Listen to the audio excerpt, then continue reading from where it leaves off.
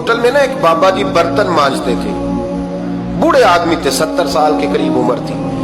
ان کا ایک بیٹا تھا، ایک بہو تھی، ایک پوتا تھا، لیکن وہ بیچارے بیٹا بیمار رہتا تھا تو لہذا وہ خود مزدوری کرتے.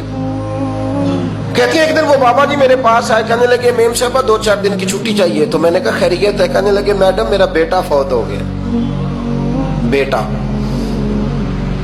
آپ کو پتہ ہے باپ کا جنازہ پڑھنا آسان ہے، بیٹے کا جنازہ اٹھانا بڑا مشکل کام.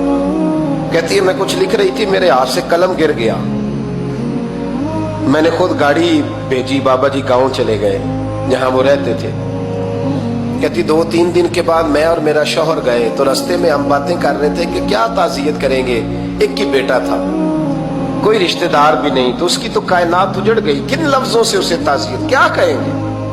کہتے جب ہم گئے تو وہ ٹوٹی ہوئی چٹائی پہ بیٹھا تھا، کچھ لوگ قریب تھے. ہم نے جا کے کہا بابا آپ مسلمان ہیں، ہم آپ کو کیا نصیحت کریں، ایک ہی بیٹا تھا، کہ کس طرح کر کے ہم آپ کو تسلی دیں. تو کہتے ہیں اس نے آنکھیں کھولی، بوڑھی آنکھوں میں ایمان کی روشنی. کہنے لگا بی بی کیا تعزیت کی بات کرتی ہو، میں نے کوئی پیسے جمع کرا کے بیٹا لیا تھا، خدا نے فضل سے دیا تھا، عدل سے لے گیا ہے، میں اپنے رب کے فیصلے میں بڑا راضی ہوں. اللہ اکبر. وہ خاتون کہتی ہے کہ وہ بابا جی سے میں نے کہا کہ چلو آپ 1 مہینے کی چھٹی کر لے. تو کہنے لگا نہیں میڈم میں مسلمان ہوں، مفت کی روٹی نہیں کھاتا، مزدوری کر کے کھاتا ہوں، میں انشاءاللہ 2-3 دن کے بعد کام پہ آ جاؤں گا. کہتے ہیں وہ چند دنوں کے بعد آ گیا. اللہ کی قدرت کے ابھی 2-3 ماہ گزرے تھے پھر آیا، میڈم چھٹی چاہیے کچھ دنوں کی. میں نے کہا خیریت ہے؟ کہنے لگے وہ میری بہو بھی ہارٹ اٹیک سے فوت ہو گئی. کہتے اب میں بھی تڑپ گئی ہوں اور عیسائی ہو کہ میری آنکھوں میں آنسو آ گئے. میں نے کہا گھر کا دروازہ بند ہو گیا، اب یہ بیچارہ کیا کرے گا. وہ اپنے شوہر کے غم میں ہارٹ اٹیک سے فوت ہو گئی.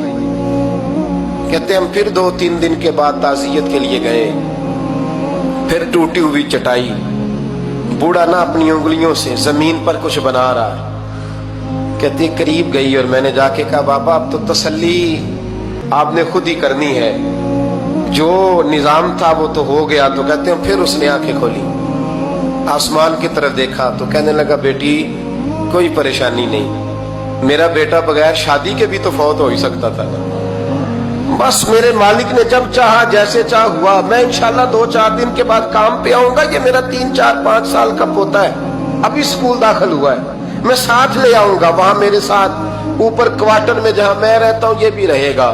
کبھی کبھی میں دیکھتی چھت پہ کھڑے ہو کے کہ دادا گھوڑا بنا ہوا ہے اور پوتا سواری کر رہا ہے. وہ سویرے اٹھتا اس کو سکول چھوڑ کے آتا، شام کو لے کے آتا، پیار کرتا، محبت کرتا. 3ری منزل پر ہم نے کوارٹر دیا ہوا تھا، وہاں دادا پوتا رہتے. اللہ تو بڑا بے نیاز ہے. کہتی ہے اقبال ایک دن نا پوتا اوپر والی منزل پہ کھیل رہا تھا، اس کا پیر پھسلا، وہ گردن کے بل زمین پہ گرا. مجھے خبر ہوئی تو میں دوڑی، ایمبولینس منگائی. خون سے لتھڑے ہوئے اس بچے کو دادے نے اپنی گود میں رکھا.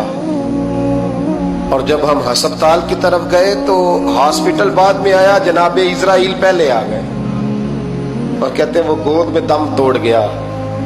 پھر دادے نے اسے اپنے ہاتھوں سے غسل دیا، پھر اس نے اپنے بوڑھے ہاتھوں سے قبر کھودی اور پھر مٹی ڈال کے کہنے لگا انا للہ و انا الیہ راجعون. جے سونا ہی میرے دکھ وچ راضی، جے سونا ہی میرے دکھ وچ راضی.